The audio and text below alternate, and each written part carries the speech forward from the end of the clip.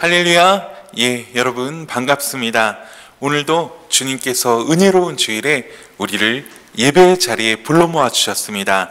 오늘도 함께 말씀을 통하여 우리의 신앙이 튼튼하게 자라나는 은혜가 있길 간절히 소망합니다. 여러분, 구원의 서정에 대해서 제가 잠깐 말씀드린 적이 있었죠. 이 구원의 서정이 무엇이냐? 그냥 쉽게 말씀드리면 구원의 순서와 과정이라고 생각하시면 되는데요. 어찌 보면 이 논리적인 순서로 보일지 모르겠습니다. 그러나 실제로 이것을 잘 생각해 보시면 구원의 순서와 과정이 거의 동시에 이루어지는 것임을 우린 잘 알 수 있습니다. 소명, 회개, 믿음, 중생, 칭의, 양자, 여러분 다 기억나시죠? 우리가 지난주와 지지난주에 나누었던 부르심, 즉 소명과 거듭남, 이 중생은 서로 나눌 수 없는 동시적인 일입니다. 오늘 우리는 이 회개에 대해서 깊이 알아볼 것인데요. 부르심과 중생케 하심이 하나님께서 일방적으로 베풀어 주시는 은혜라면 오늘 우리가 생각해 볼 주제인 이 회개는 인간편에서의 반응이라고 볼 수 있습니다. 하나님께서는 우리를 구원하실 때 먼저 우리를 부르십니다. 미리 아시고 정한 자들을 부르셔서 하나님의 자녀로 삼아주십니다. 그렇게 자녀로 부르신 사람들을 어린아이와 같은 심령으로 거듭나게 하셔서 말씀 앞에 순종하게 하시고 하나님의 자녀답게 살 수 있도록 역사하십니다. 자, 그러한 하나님의 역사를 통해 사람들은 마음의 울림을 받는데요. 자기가 지금까지 살아온 삶을 돌아보며 잘못되었음을 깨닫습니다. 철저히 뉘우칩니다. 죄를 안타까워하며 돌이키려 합니다. 이러한 것을 회개라고 합니다. 즉, 회개는 지금까지 살아온 삶의 방식이 잘못되었음을 인정하고 돌이키는 일입니다. 더 이상 그런 삶을 살지 않겠다고 돌이킨 것입니다. 그래서 회개는 거듭나게 하시는 하나님의 은혜에 대한 사람 편에서의 반응이라고 할 수 있습니다. 이것을 잘 정의하시고 기억해 두시면서 오늘의 본문을 한번 자세히 살펴보도록 하겠습니다. 특별히 오늘 본문 말씀은 회개가 무엇인가를 잘 가르쳐주는 내용인데요. 화면의 본문을 눈으로 보시면서 함께 말씀을 나누겠습니다. 자, 1절과 2절입니다. 1절에는 모든 세리와 죄인들이 말씀을 들으러 예수께 나왔다라고 기록하고 있는데요. 여러분, 잘 생각해 보시면 예수님께서 선포하시는 말씀의 중심은 용서와 사랑의 복음이었어요. 아마도 이러한 사랑의 복음의 내용이 힘없고 연약한 자들을 불러 모았음이 틀림없습니다. 예수님께서 가는 곳마다 하나님의 나라의 도래를 선포하셨고요. 구약의 예언과 같이 눈먼 자의 눈을 뜨게 하시고 저는 자들을 일으키셨습니다. 마음이 상한 자들을 고치셨습니다. 이러한 예수님에게 가난하고 소외된 사람들이 모여들었던 것은 어찌 보면 참 당연한 일이었습니다. 자, 그런데요, 2절을 보니까 바리새인과 서기관들이 수군거려 라고 하는데요. 그때 당시 죄인들이 예수께 모여드는 그 장면을 바리새인과 서기관들이 보았다는 것입니다. 그리고 험담을 했다는 것입니다. 사실 그 당시에 바리새인과 서기관들은 종교 지도자들이기도 하면서 부유한 자들이었습니다.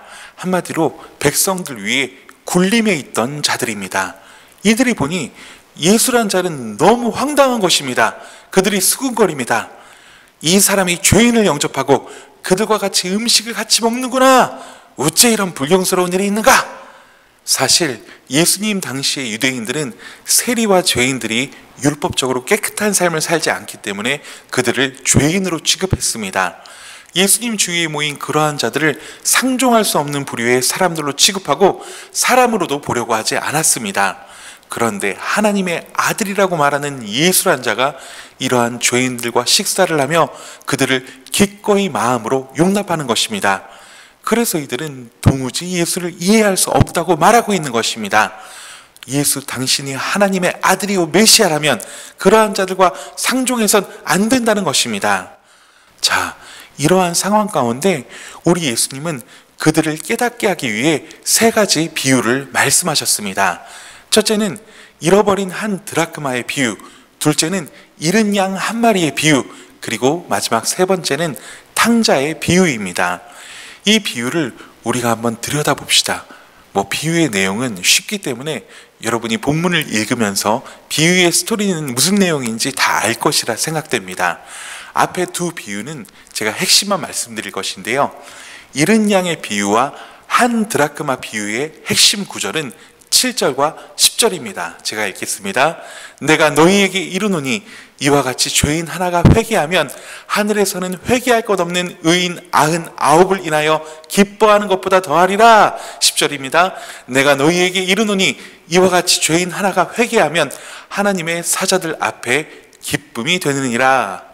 자, 여기서 회개란 말은 헬라어 원어 메타노에오라는 단어를 씁니다. 이 말의 의미는 깊이 생각하다, 뉘우치다, 진심으로 혐오스러운 과거의 죄를 고치다, 마음을 바꾸다 등으로 번역될 수 있는 말입니다. 이 원어의 해석으로 회개를 풀이해보면 회개란 깊이 생각한 마음의 돌이킴이란 것입니다. 이 두 개의 비유의 핵심은 죄인 한 사람의 회개입니다. 그리고 오늘 우리가 조금 더 구체적으로 살펴보길 원하는 세 번째의 비유, 즉 탕자의 비유는 회개가 구체적으로 어떤 모습, 어떤 마음, 어떤 뉘우침, 어떤 돌이킴인가에 대한 설명이란 말입니다. 한번 살펴보도록 하겠습니다. 이 탕자의 비유에서 익명으로 처리된 큰아들과 둘째 아들이 등장합니다. 형은 외형적으로 아주 성실한 사람이었습니다. 가정을 잘 돌아보고 아버지의 말을 잘 듣고 순종하는 사람이었습니다. 반면 동생인 탕자는 찌질이도 아버지의 말을 안 듣는 놈이었습니다. 형은 날마다 집에서 아버지를 돌보고 집안의 일들을 거들었지만 탕자인 둘째 아들은 날마다 자신이 좋아하는 것들을 즐기기에 여념이 없었습니다. 그러한 모습들을 보고 아버지는 보다 못해 둘째를 나무랐습니다. 야, 이놈 탕자야, 너 그렇게 인생을 낭비해서는 안 된다. 하나님을 두려워하고 성실하게 인생을 살아야지 그렇게 젊은 날들을 낭비해서 되겠니? 그러나 이 충고는 통할 리가 없었습니다. 그가 철이 없는 것이죠. 그러던 어느 날 이 둘째 아들 탕자는 아버지와 단독 면담을 신청합니다. 그의 얘기는 간단했습니다. 아버지, 나에게 상속될 재산을 미리 좀 주세요! 라는 것이었습니다. 사실 관례상으로 볼 때 이런 일은 있을 수 없는 일이었습니다. 아버지가 알아서 적당한 때가 되었다고 생각할 때 나누어 주도록 되어 있는 것이 일반적인 상속 규례였습니다. 그런데 재산을 상속해달라니요. 아버지는 마음이 몹시 아팠지만 사랑하는 자식에게 재산을 나누어 줬습니다. 여기서 주님이 예화로 등장시킨 탕자는 그 당시 유대인 사회에서 가장 최악의 아들입니다. 천하의 불효자식이며 용서받을 수 없는 죄인입니다. 앞서 등장시킨 잃은 양 한 마리, 잃어버린 한 드라크마가 바로 이 탕자라고 볼 때 유대인들이 생각하는 것보다 훨씬 나쁜 사람이 바로 탕자입니다. 자, 그러하지만 그런 탕자도 회개하고 돌아오면 아버지의 기쁨이 된다는 것이 우리 주님의 비유입니다. 탕자는 돈을 받고 막 신이 났습니다. 이젠 자유다. 내가 해보고 싶은 것들을 다 해봐야지. 돈이 있으니 안 되는 것이 없는 것 같았습니다. 탕자는 짐을 싸고 아버지의 입김이 닿지 않는 먼 나라로 갔습니다. 그것만이 자신이 가진 자유를 한껏 누릴 수 있는 길이라 생각했기 때문입니다. 그러나 참으로 안타깝게도 돈은 그렇게 오래가지 않았습니다. 그는 흥청망청 돈을 써버렸습니다. 그것도 여러 사람들과 어울려서 돈을 다 써버리니 아무리 돈이 많다고 한들 나만 할 리가 있겠습니까? 얼마 안 되어 가진 돈은 바닥에 드러났고 설상가상으로 그 나라에 극심한 흉년이 들었습니다. 자신의 주변을 가득히 메우고 있던 친구들은 정작 자신이 어려워지자 다 어디로 사라졌는지 아무도 없었습니다. 만리타국에서 돈은 다 떨어지고 아는 사람도 없고 큰일 났습니다. 당장에 먹고 살 일이 너무나 막막하기만 했습니다. 그런데 예수님은 비유의 상황을 더 악한 것으로 끌고 갑니다. 그가 아버지의 그 피나는 재산을 탕진한 후에 유대인들이 가장 비굴하게 생각하는 돼지를 돌보는 일을 했다는 것입니다. 굽이 갈라진 그 더러운 짐승을 소나 양도 아닌 돼지를 돌보는 그런 사람으로 전락한 것입니다. 여러분, 레위기 11장 7절과 신명기 14장 8절에는 굽이 갈라진 짐승이 부정하다는 이야기를 하고 있습니다. 돼지는 굽은 갈라졌으나 새김질을 못함으로 너희에게 부정하니 너희는 이런 것의 고기를 먹지 말 것이며 그 사체도 만지지 말 것이니라 말씀했습니다. 그런데 탕자가 지금 뭐하고 있습니까? 돼지를 돌보았다는 것입니다. 그 일을 하면서 돼지의 쥐엄 열매라도 얻어먹으면서 배를 채우려고 했다는 것입니다. 예수님의 이러한 비유의 상황 설정은 모든 유대인들에게도 그랬지만 바리새인들에게는 너무도 어처구니 없는 극악한 상황이었던 것입니다. 이 탕자란 사람은 그들의 사고로서는 도저히 용서할 수 없는 죄인 중의 괴수였던 것입니다. 예수님은 탕자를 이렇게 완벽한 죄인으로 만드시면서 모여있는 무리들이 자신의 모습을 보길 원하셨던 것입니다. 이것이 타락한 인간의 모습이란 것입니다. 그대로 살아서는 소망이 없는 모습입니다. 탕자는 괴로운 나날을 보내며 여러 날 고민하기 시작합니다. 하루하루가 지나면서 이대로 살 수 없다는 절실함이 가슴속에 꿈틀거리기 시작합니다. 돼지 쥐엄 열매로도 배를 채울 수 없는 날들이 지나가면서 탕자는 생각하게 됩니다. 그리고 17절에 드디어 결단합니다. 이에 스스로 돌이켜 이르되 라고 17절은 기록하고 있는데요. 영어 성경의 번역으로는 제 자신의 모습을 보게 되었고 제정신을 찾았다 라고 표현합니다. 새 번역 성경 역시 그제야 그가 정신을 찾아서 라고 번역하고 있습니다. 제정신을 찾아서 곰곰이 생각해 보니까 아버지의 집이 그립습니다. 내 아버지 집에는 품꾼들도 풍족하게 살았었는데 아버지의 품속이 그립더란 것입니다. 그렇지만 이제 자신이 얼마나 큰 죄를 지었는지 자신도 잘 알게 되었습니다. 그래서 돌아갈 결심을 하지만 그 결심의 배후에는 나는 더 이상 아들일 수 없다는 결단이 포함되어 있습니다. 다만 그저 아버지의 집의 하인 품꾼의 하나로 써주는 것만으로도 감사한 것이었습니다. 그냥 받아주시기만 해도 감사했습니다. 자, 여러분 보십시오. 탕자의 이런 결단의 배후에는 더 이상은 이런 삶을 살아갈 수 없다는 간절한 마음이 담겨 있는 것입니다. 바로 이런 마음을 회개라고 부르는 것입니다. 회개란 돌에 맞아 죽어도 아무 할 말이 없는 자기 상태에 대한 직시이며 자신을 향한 아버지의 뜻을 몰랐던 지난날에 대한 가슴 저미는 아픔입니다.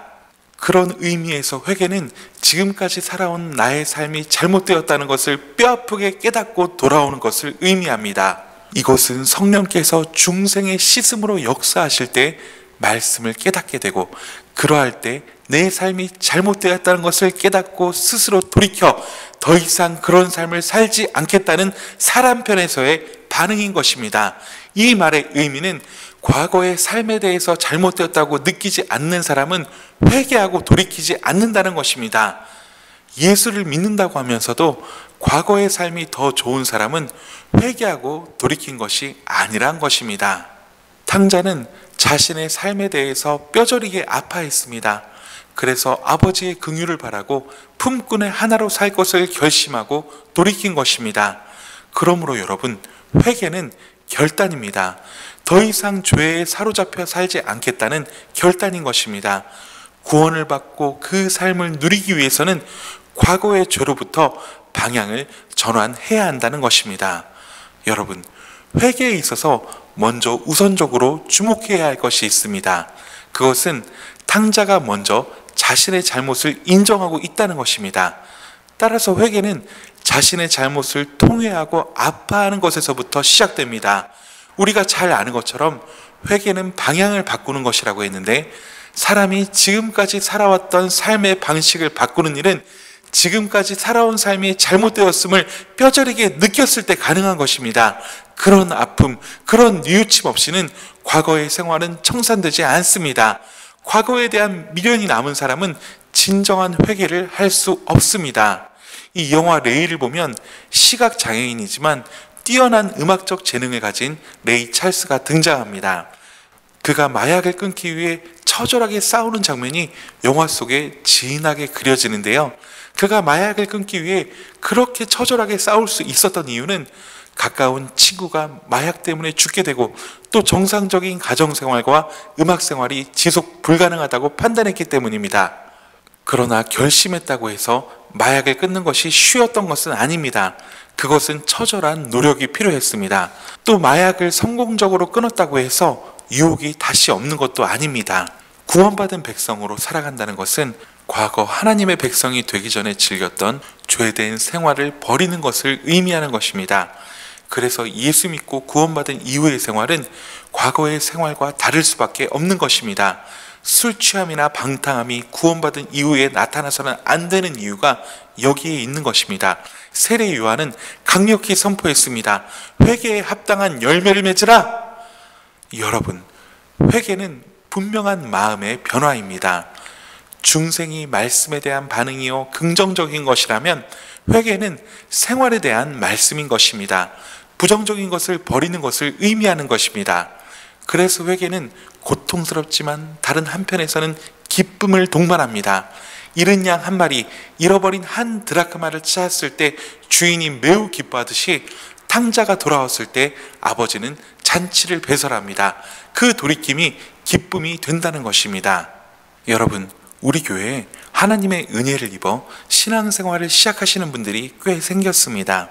참 기쁜 일이지만 아직도 회개의 은혜가 없이 교회에 출석하시는 분들도 계십니다. 과거의 삶에 대해 아파하거나 단절하지 않고 그냥 교회를 나오는 것입니다. 한번 우리 삶을 돌아보시길 바랍니다. 저는 이 과거의 생활로 다시 돌아가고 싶은 마음이 전혀 없습니다. 아주 1도 없습니다. 예수님을 떠났던 저의 모습은 아주 혼란스러웠고 방탕했기 때문입니다. 사업을 시작하면서 죄의 길을 걷게 되었습니다. 악한 사람들을 만났습니다. 그들의 문화에 빠졌었습니다.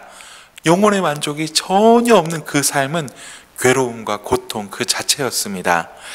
그러나 주님은 저를 다시 붙들어 주셨고 다시 주님이 원하시는 길로 돌아서게 하셨습니다.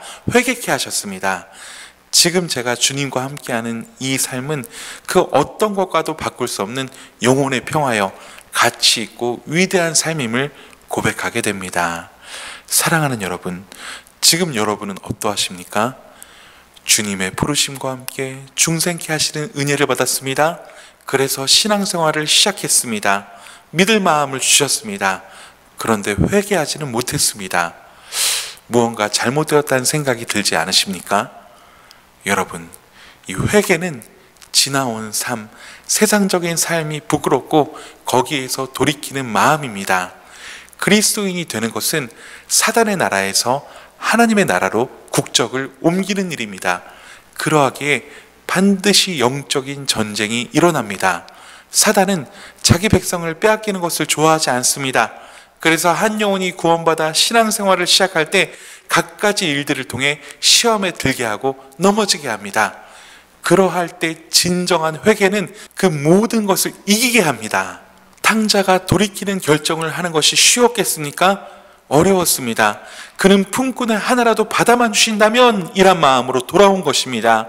그가 또다시 과거를 그리워할 수 있겠습니까? 그럴 수 없습니다. 따라서 진정한 회개는 지나온 과거, 세상적인 삶을 다시 그리워하는 것이 아닙니다.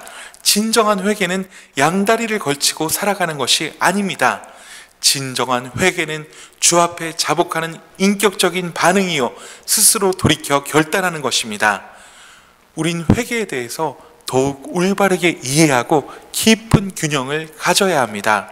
때때로 우리는 눈물, 콧물을 쏟는 감정적인 체험을 할 수 있습니다. 물론 감정적인 눈물의 체험은 너무나도 귀하고 필요한 체험입니다. 그러나 더 중요한 것은 스스로의 깊은 인격적인 결단이 있어야 한다는 것입니다. 탕자는 부흥 집회를 통해서 회개에 이른 것이 아닙니다. 도저히 지금처럼 살아서는 안 된다는 성령의 은혜를 통해서 스스로 돌이킨 것입니다. 그런 의미에서 진지하게 하나님 말씀 앞에 서서 나의 삶을 돌아보아야 합니다. 그리고 다시는 죄악된 삶을 살지 않겠다는 결단이 있어야 합니다.